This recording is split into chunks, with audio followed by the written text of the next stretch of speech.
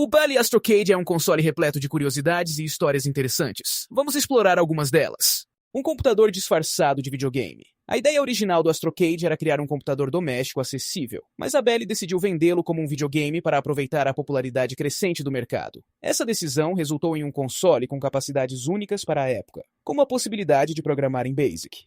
Mudanças de nome.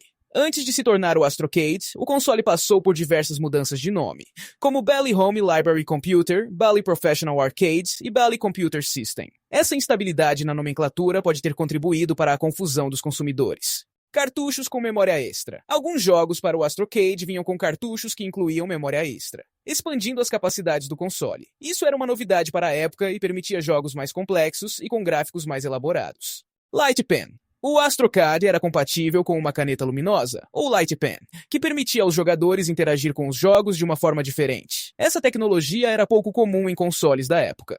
Desenvolvimento por uma equipe da Midway. O Astrocade foi desenvolvido por uma equipe da Midway, que na época era a divisão de videogames da Bally. A Midway era conhecida por criar jogos de arcade de sucesso, como Donkey Kong e Ms. Pac-Man. Linguagem de programação. BASIC. A inclusão da linguagem de programação BASIC no Astrocade permitiu que os usuários criassem seus próprios jogos e programas. Isso era algo inovador para a época e atraiu muitos entusiastas da programação. Vida útil curta. Apesar do potencial, o Astrocade teve uma vida útil relativamente curta. A Bally desistiu do projeto e vendeu os direitos de produção para a Astrovision, que continuou a vender o console por mais alguns anos. Colecionáveis. Hoje em dia, o Bally Astrocade é um item cobiçado por colecionadores de videogames. Consoles e jogos originais em bom estado podem valer uma boa quantia em dinheiro. Outras curiosidades. O Astrocade foi um dos primeiros consoles a utilizar um processador de 8 bits, o Zilog Z80, que também era utilizado em muitos computadores pessoais da época. Alguns jogos para o Astrocade foram portados de arcades, como Space Invaders e Defender.